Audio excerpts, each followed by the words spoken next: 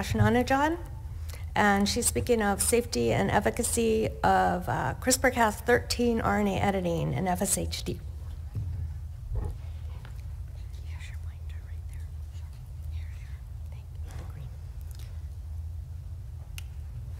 Hello, everyone, and thank you for inviting me for this excellent session. So, facioscapulohumeral muscular dystrophy is autosomal dominant muscular dystrophy and a third most prevalent muscular dystrophy in the world.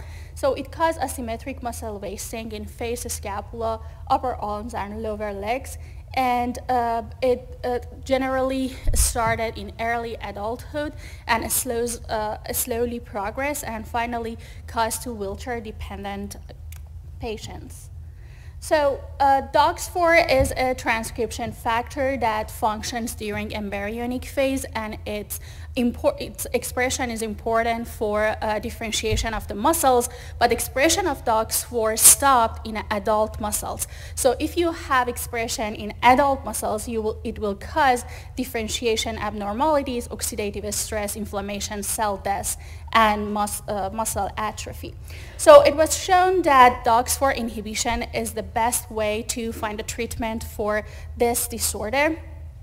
There are several strategies to develop a therapy for this, and at 2017 there was a paper published from Feng Zhang lab that they described the new version of CRISPR system. It's called Cas13 that can target RNA but not DNA. So we thought that maybe using this CRISPR and apply that for knocking down DOX4 messenger RNA would be a great way to develop a therapy for this disorder. So because there is no PAM sequences for designing this guide RNA, we needed to design several guide RNA and test them in vitro in patient cells or co-transfected HEC293 cells.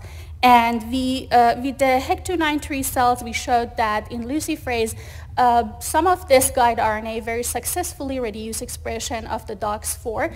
And here you could see the lead guide RNA that very significantly reduce expression of DOX4.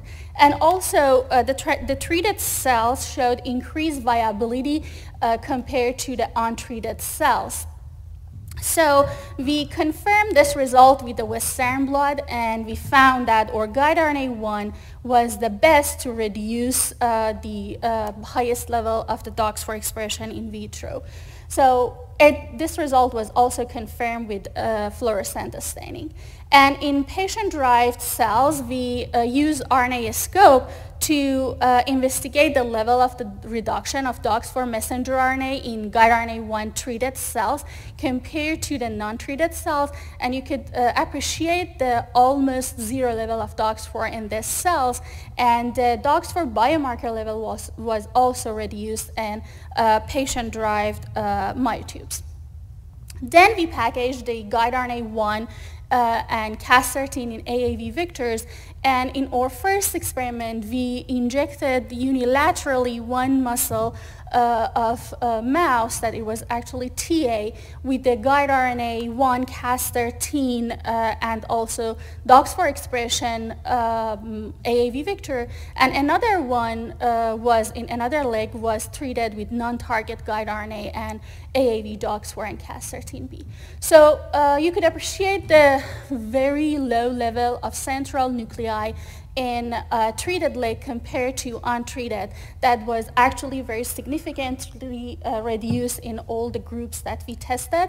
And when we performed the copy number of DOX4 expression using ddPCR, we saw a reduction in DOX4 expression, but it wasn't significant compared to the non-treated cells.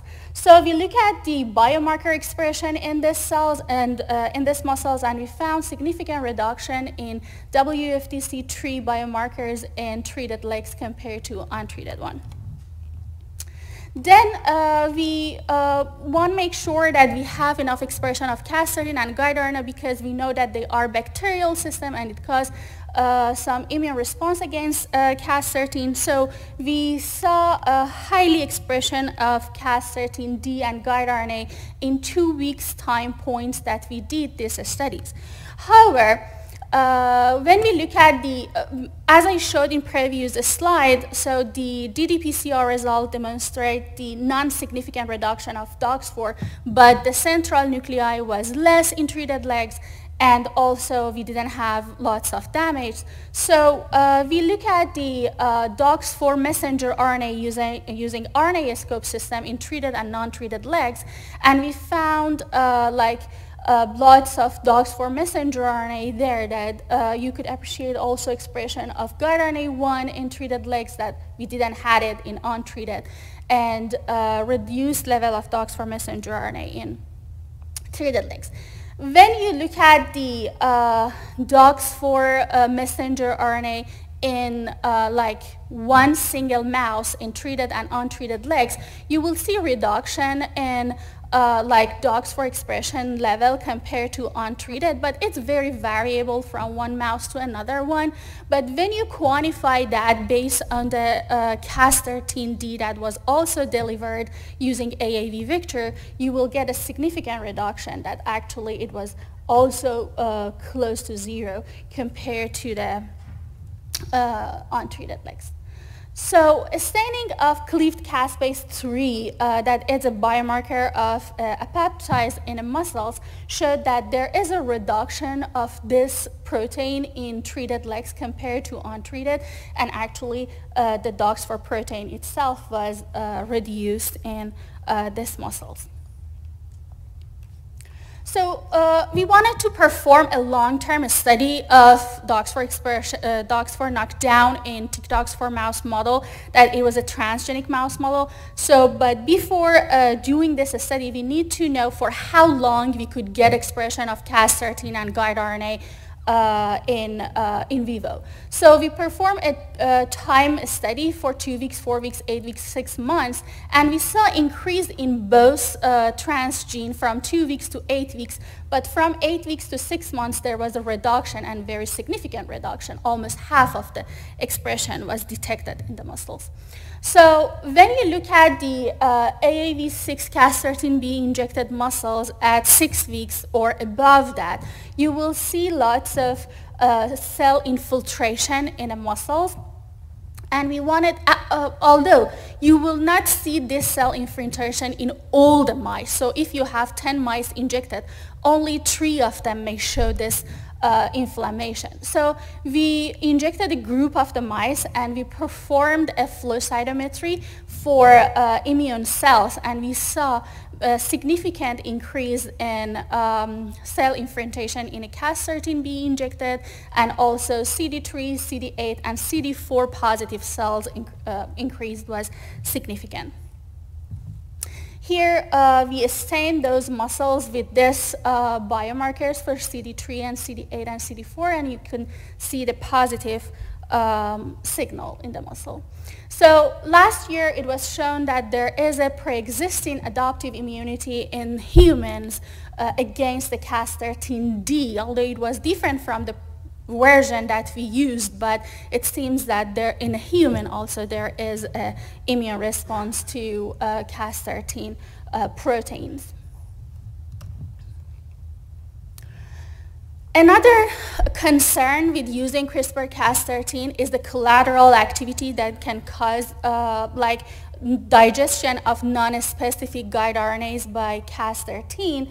So we designed a dual reporter plasmid expressing GFP and mTOR, and designed some guide RNA that targeting either of these genes. And when we used one of these guide RNAs, for example, knocking down the GFP, we didn't see reduction of mTOR, but we saw reduction in GFP.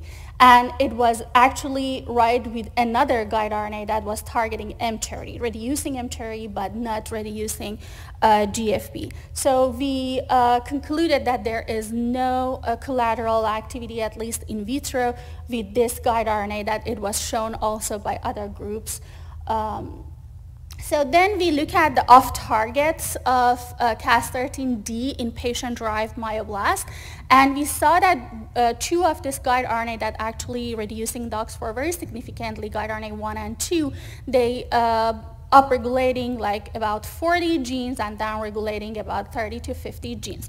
And when you look at these genes, most of them are the genes that are important for immune response to RNA viruses. So it could be one of the reasons that we got this immune responses to Cas13b injected muscles.